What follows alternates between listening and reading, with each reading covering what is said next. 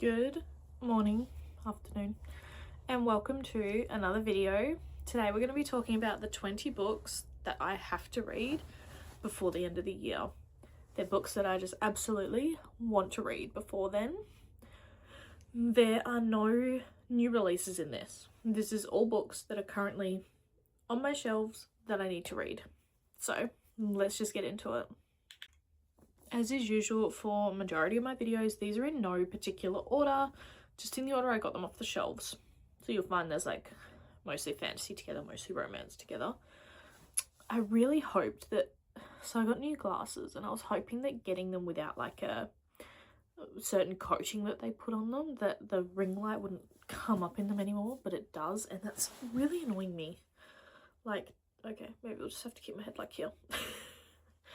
Anyway, the first book in this is actually quite a recent addition to my shelf because it was one of my subscriptions, and that is The Last Letter by Rebecca Yarros. And just like a moment for how pretty this is, and I'm pretty sure like this is even prettier. Yeah, like look at that naked. Get out of the way. That's the naked, and then that's like it's like unwrapping a present. Like, how stunning is this edition? I am in love with it. Anyway, this one's on the list because I've seen quite a few people read this recently and they've said it is really, really good. My only experience with Rebecca Yarros is the Fourth Wing series, or the Imperium series, and I didn't love that. But she was a romance author first, so I'm really, really hoping that I love this. I believe the synopsis for this, oh that's right, I didn't get my card, is that they're childhood best friends. To be honest, I can't really actually remember. Where's a plot synopsis on this? Let me find a plot synopsis. Something to do with someone's at war.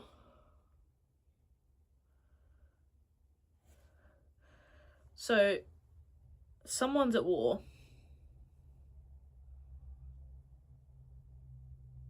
So I think this is best friend's sister. To be honest, I actually have no idea. But I know it's related to war. To be honest, actually, yeah, that's not helping. And this one didn't come with the little card that they normally come with. Ah!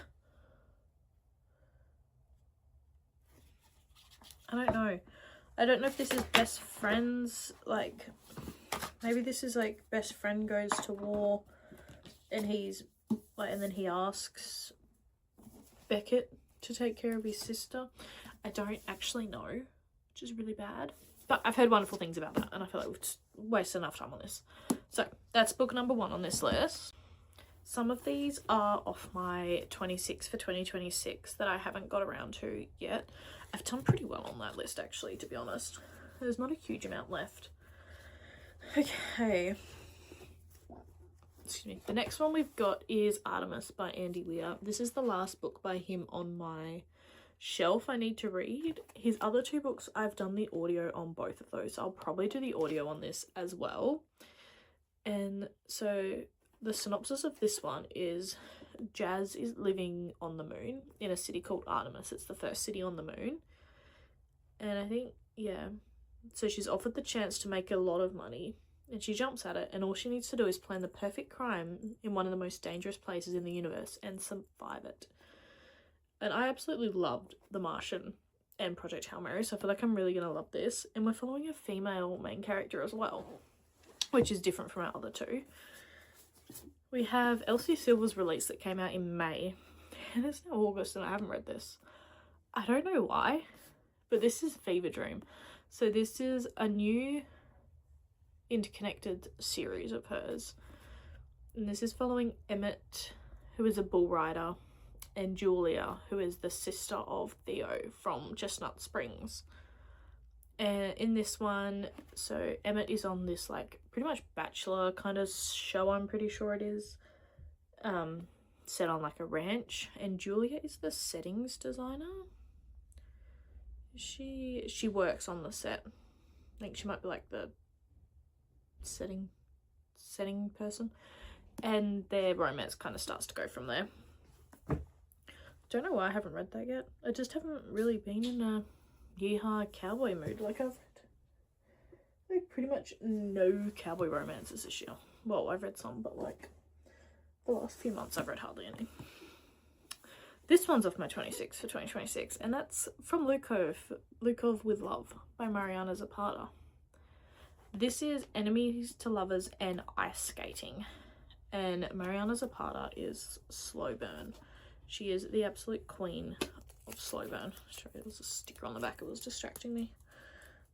Be gone, sticker. Oh, there's a little spider over there. Yeah. So enemies to lovers, slow burn, ice skating. What more could I ask for? And I believe these are like 500-page books. Yeah, they are. It's like 470. So for a romance, that's pretty long. And I've only ever read one other Mariana Zapata, but I will read that one. The next one is another romance, and this is driven by Emma J. Warrender, who I believe is an Australian author. And my edition's signed. How cool. This one, you're following Gianna, who street races her old Mustang, and then one day her older brother's best friend comes back after 4 years, and he kind of broke her heart before he left. So I think their story kind of goes from there. I think this is a bit of a, oh, so it's a slow burn. Oh, look, her picture has her and her dog. I love that. That's so cute. So it's a bit of a brother's best friend slow burn. I feel like this is a bit of a, not a dark setting, but because street racing is very kind of underground and illegal, we have a little bit of a legal illicit, and the thing says where there's fuel there's fire. I love that. I feel like this is just going to be not spicy but like fiery. I was like really struggling then to get that stack off. Luckily nobody got to see that. These next couple are actually all off my 26 for 2026. And the first one is City of Brass. This is by S.A. Chakraborty. I'm not too sure why I put this one on there originally. But this is set in Egypt, and this is based around Egypt mythology. I think the girl that we're following is a bit of a thief. Maybe. Or maybe she's like a, not enchantress, but like a fortune teller. I think, yeah, she's a fortune teller. I don't really know much of what else happens in this. It doesn't really tell you anything on the back, which is kind of really nice. But yeah, so you're in the markets of 18th century Cairo. I mean, I don't need any more. That series is also not Kindle Unlimited, which is why I definitely will be getting read before the end of the year. I just want to clear a couple more series before I start any new ones, because I'm starting one new series this month on my August TBR. Anyway, the next one is Mistborn by Brandon Sanderson, which is starting another. There's a sticker on the back of this one too. This one is where everybody says you should start kind of his Cosmere, which is why I'm going to be starting this one, because I have literally the whole Mistborn series and the whole like Way of Kings, or whatever that is called, like the first 4 in that. Don't really know what that bit's called. So I believe what are we doing? There's like a revolution, I think. Yeah, it's like a revolution, and I don't know who the main character is because I haven't read the book and I haven't looked at any spoilers. And she is trying to learn allomancy or allomancy, which is like the power of metals, I'm pretty sure. Is it metals they use here? Give me a sec, I might just Google that. Yes, it is. I'm good. It's a magic that revolves around metal, and different metals giving you different strengths and powers. Other than that, I don't really know too much. I do know that he, Brandon Sanderson, apparently like explains the magic system multiple times throughout this. So you're not like kind of, oh, here's one explanation and just deal with it. That's another kind of series I do definitely need to start. This one's also on my 26 of 2026, and this is We Used to Live Here by Marcus Clawier, which is meant to be an absolute head, like, F word. So this one, Charlie and Eve have like just moved into their house. They've just bought a house, moved into it, and then one day Eve's home and she gets a knock on the door from a dude, and he's got like his family, I think it's his wife and 2 kids there. And he goes to her like, oh, I grew up in this house and I would love to like show my kids where I grew up. And she's like really nice and it's like, yeah, sure.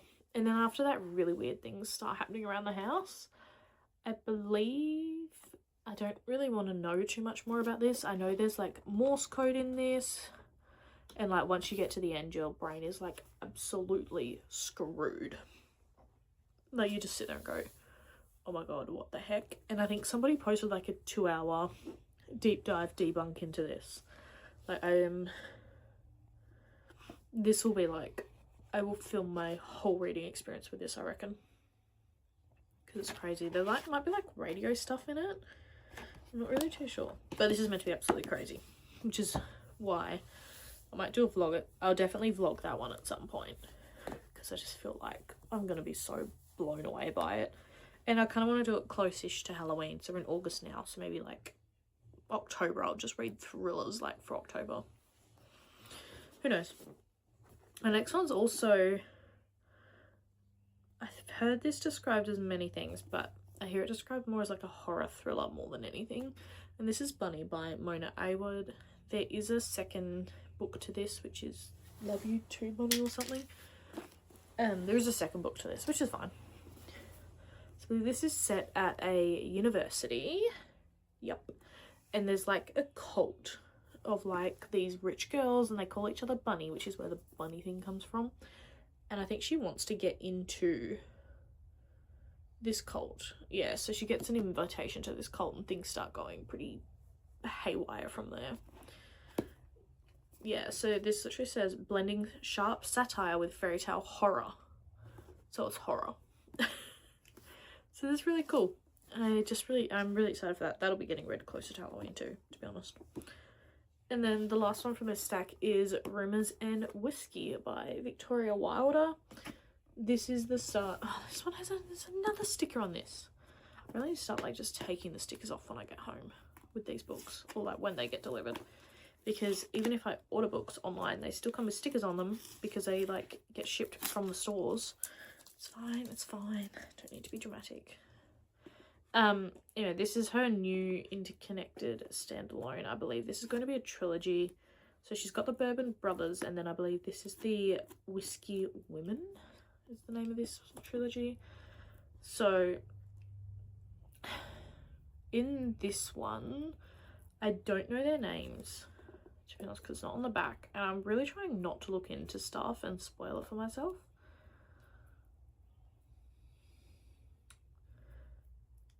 Yeah, so this chick, whatever her name is, comes back to like her town, wherever we're based in this. Yeah. She's like trying to escape something's happened where she was living, and she's come back to like her hometown, and then she get like some trouble starts brewing up and there's a cop involved, I think. Julian, I don't really know. I know these are all like real high stakes suspense, like kind of mixed with a bit of dark romancy. The Bourbon Brothers one, just like, it's so pretty, by the way. Anyway, that's just on there because it's Victoria Wilder and I really enjoyed the Bourbon Brothers, so I really want to read that. I just dropped like 3 books on the floor trying to pull that stack down. It's fine, it's fine. It's all fine. I feel like it is crazy. We only have 4 months left in the year. Like, what the heck? And we're partway through August already. Like, people at work are talking about Christmas and what the hell. Okay, right. There is one more, there's going to be 2 more stacks. So, the next one is another thriller. And this is My Husband's Wife by Alice Feeney. I've read 2 books by Alice Feeney this year, which is why I really want to read this one. This one follows, I don't know her name, Eden, and she is out running one morning. Like, she raw dogs her runs. Like, she doesn't take her phone, her keys, or no, she takes her keys. She doesn't take her phone, her wallet, like anything apparently when she runs. I don't know how she listens to music. She just raw dogs it. Anyway, she's out for her run, and then she gets home and goes to put her key in the lock, and it doesn't work.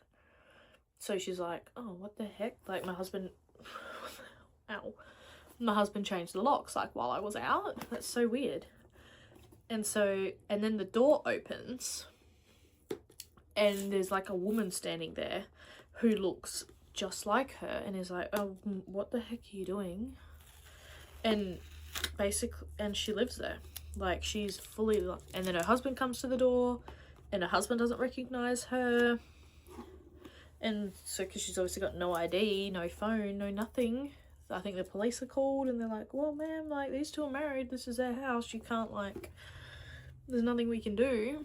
And so then she's kind of got to figure out what the heck's happening. Oh, this is meant to be so good. I think this is meant to be very similar to one of her other books.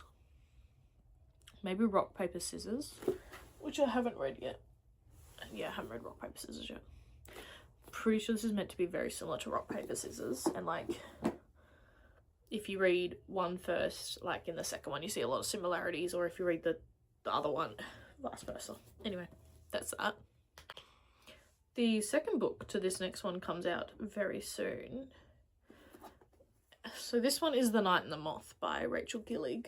The second book actually comes out, yeah, like, really soon. I don't know what it's called. The Knave and the Knight and the Knave? Maybe? Something in the Knave? Doesn't matter. Irrelevant. But this is on the list. I don't know if this is a duology or if it's going to be more. I know her other one, the Shepherd's Crown or Shepherd King, that was a duology. This is dark gothic romantasy. So in this one, you're following Sybil? I think that's how you pronounce that, Sybil. And she is a diviner, which means that she, like, gets omens and things in her dreams. So, like, she get a bad omen or, like, a good omen, or, like, something's gonna happen. Anyway, and then one day, so her and her fellow diviners, they do their thing. And they're nearly, like, at the end of their service, and then this knight rocks up called Roderick. And he's, like, really rude, really, like, no, not having anything to do with you, I think. He's just really rude and doesn't respect them.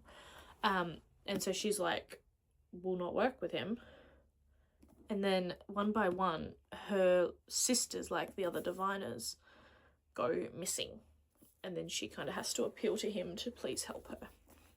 And it just sounds so, like, dark in a good way. Like, I don't really know if I've ever read a dark... No, I don't think I have. I don't think I've ever really read a dark romantasy. But this just sounds like something I'm just going to eat. And I've only heard really good things about that. Well, to be honest, I've heard really good things about any of her writing.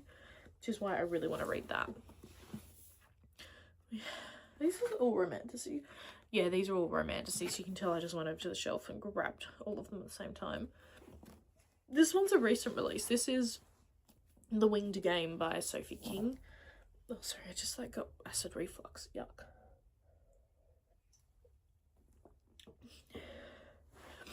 Anyway, in this one, I believe we're set at, like, a university or a school or something. Nope. That was wrong. So, this is going to be very similar to, what's that Phoenix book? Oh, Flames and Fury. I forgot about that. I felt this is going to be very similar to that. So, this follows a game, like a rugby kind of game that you play on top of, like, winged animals. And so it was once Tysa Cho's whole life. She was considered her country's most promising player until her nemesis, Keon Locke, destroyed her career. So she's been expelled from the sport. Like, nobody wants to take her. It's been 2 years. And then she's offered a chance to play on the Stimps, which is Keon's team. Ooh. To garner publicity and keep Tysa as the team's secret weapon, she and Keon are forced into a fake relationship. This is gonna be real. Hang on. Yet as a mysterious illness befalls the winged creatures of the League. I feel like this is gonna be really similar to that old Flame and Fury book. Like, to be honest. Which is good, because I liked it. I really liked that book. I think, or I just liked it. I might have just liked it.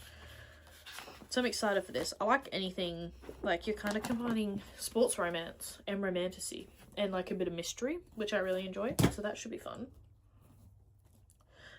There's another sticker. Oh, apparently I bought this at Collins. It's really weird. I don't remember ever going. We have a Collins in Bunbury, and I think I've been in there like twice. No, I did. That's right, because I bought all the 3 Mistborn books at Collins too, I think. And I saw this on the shelf, and it was like when it was kind of coming out or when it was getting really popular. And the guy was like, "Oh, it's my last copy," and I was like, "Oh, cool." And I've never read it, so there you go. And that would have been like a year ago. This is going to be a trilogy, by the way. I have other books by Devoney Perry. I actually went and bought the Edens series by her, which is like all small town kind of romances. So I'm very excited to read them. But I like her writing. We'll see. Anyway, I don't know what her name is. But I think basically, so in this world, there's like multiple kingdoms.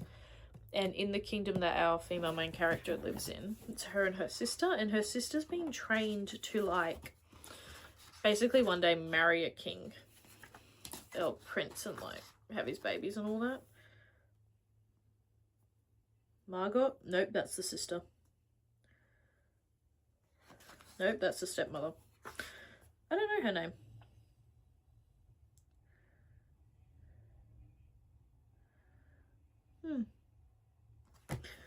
Anyway, and her sister's like promised to this prince or whatever. And so she's about to go, and then the prince changes his mind and says, "No, I want you." And so she has to go, and she has no idea what she's doing because she was never like trained to do any of this. So she's trying to like figure it all out. And then I think there's like a whole bunch of monsters and things as well. So let me just read the back. The gods sent monsters to the 5 kingdoms to remind mortals they must kneel. I've spent my life kneeling to their will and to my father's. As a princess, my only duty is to wear the crown and obey the king. I was never meant to rule, never meant to fight, and I was never supposed to be the daughter who sealed an ancient treaty with her own blood. But that changed the fateful day I stepped into my father's throne room. The day a legendary monster hunter sailed to our shores. The day a prince ruined my life. Now I'm crossing treacherous lands beside a warrior who despises me as much as I despise him, and bound to a future I didn't choose and a husband I barely know. Everyone wants me to be something I'm not. A queen, a spy, a sacrifice. But what if I refuse the role chosen for me? What if I made my own rules? What if there's power in being underestimated? So that's that one. I have heard this one is good, but then book 2 is phenomenal. I've also heard that one kind of goes like around the houses a little bit, which is fine. Also, the font is huge. Like, why are some books like have such big font and then others are like tiny? But that's really, it really annoys me. And then the last one is off my 2026. That is The Road of Bones by Demi Winters. This is a Viking. I was gonna say Iceland, but it's Viking romantasy. So in this one, Celia is running for her life. I believe she's been sent to, like, she's been kind of exiled and there's like assassins out to get her. And then she bumps into this kind of crew on the side of the road and they end up kind of taking her in, and it goes from there. Yeah, so she's trying to make it, yeah, like, it's called The Road of Bones because she needs to travel the Road of Bones to get to where she wants to go. Apparently there's, at the start, it seems to be like a love square, and then the love story works itself out. But this is meant to be amazing as well, which is why I really want to read this. I think I literally picked it up one day and read maybe the first page and a half and then put it back down. I don't know why, but I did, and that's fine. There's 5 to go, so let's just finish this off. This is actually a very new addition to my shelf because I believe it's just been trad published, and that's Daggermouth by H.M. Wolf, and look at that cover. How cool is that? Just a moment for that. This is going to be a duology, I'm pretty sure. This makes people very emotional. So in this is a dystopian dark romance, I'm pretty sure. I think so. We'll go with that. Anyway, in this one, you're following Shadira. She is like a mercenary assassin, and she's sent to kill the prince, I think. The heir to the presidency. Basically Prince Grayson. And I'm pretty sure she actually misses.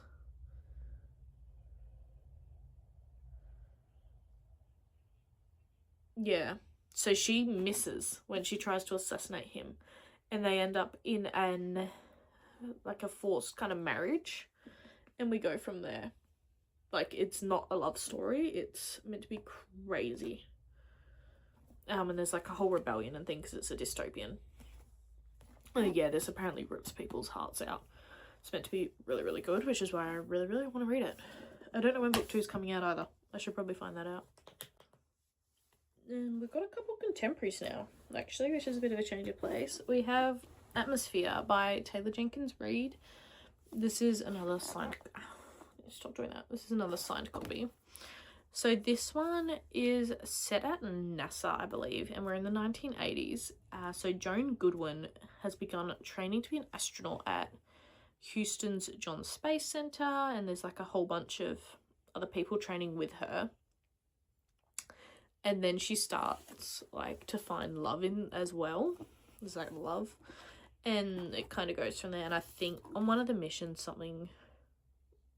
Then in December of 1984 on mission STS-LR9, everything changes in an instant. So this is meant to be like a love story, but it's also not. Like, it says a love story on there. People say it's not a love story. It's not about love. Like, it's not a traditional romance. And I really like Taylor Jenkins Reid. I've read two books by her. So I've read The Seven Husbands of Evelyn Hugo and Daisy Jones. And this is apparently meant to be like her best book. Everybody adores this, and it's also on my 26 for 2026, so I really want to read that. So I'm just trying to get this sticker off this one as well. Why do we put stickers on things? Like, I just don't understand it. Like, can't you put something a bit less invasive, like a sticker on the shelf? Okay. The Correspondent by Virginia Evans, which has kind of been blowing up this year. Well, it's actually shortlisted for the Women's Prize for Fiction in 2026. Anyway, this one you're following another character called Sybil, just like the other book from a little while ago. And in this one, I think she's like in her 80s, and nope, she's 73. And she writes letters. She like doesn't email, she doesn't do text, she does letters. She writes letters. So every morning she sits down and she writes letters to people. And I'm pretty sure... Yeah. So then letters from someone she's cut out of her mind land on her doorstep, forcing her to reconcile with her past mistakes. Like, I'm pretty sure this whole thing is, like, told in letters. It's meant to be, like, really good. Oh, there's an email in here. Nope, that's a letter. Yeah, there's, like, emails in here too. So she must learn how to email. But the whole thing is, like, yeah, told through, like, letters and emails.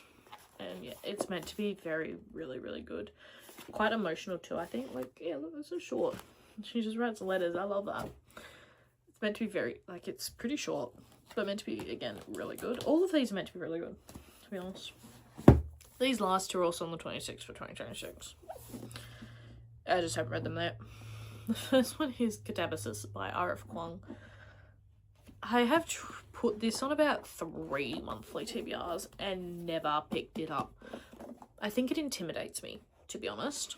I really do. So in this one, you're following Alice and Peter, and they're studying at a university or a college, one of those. And I think they're actually studying hell. Oh, analytic magic. So, and then one day their professor gets teleported into hell. And I'm pretty sure this whole book is just about them going into hell and trying to get him out. And there's a cat. I've seen quite a lot of people actually annotate this. There's like a whole heap of different stuff you annotate in it because there's like all different works. There was also a whole bunch of suggested or recommended readings before, like people were doing like reading like 3-4 books before they read this. I can't do that. I think this does kind of follow Dante's Inferno, like that book, or Inferno. I can't remember if it's called Dante's Inferno or Inferno. Pretty sure it's called Inferno, but it's by Dante Alighieri. Anyway, that's irrelevant. The relevant point is this is meant to be really, really good. I think because I actually didn't like Babel by her, but I loved The Poppy War, because this is such an academic kind of book is why I'm a little bit anxious about going into that.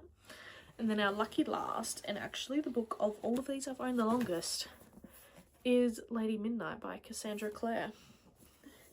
This is book 1 in the Dark Artifices by her. This is the series that comes after The Mortal Instruments. And I love Cassandra Clare.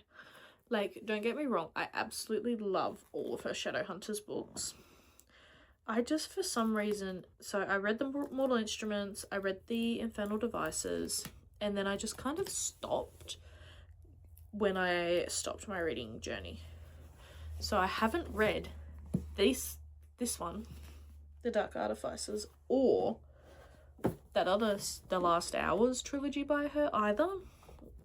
And that might be where, but I really want to read this because I remember the Mortal Instruments so vividly and all the characters that I know will be following in this.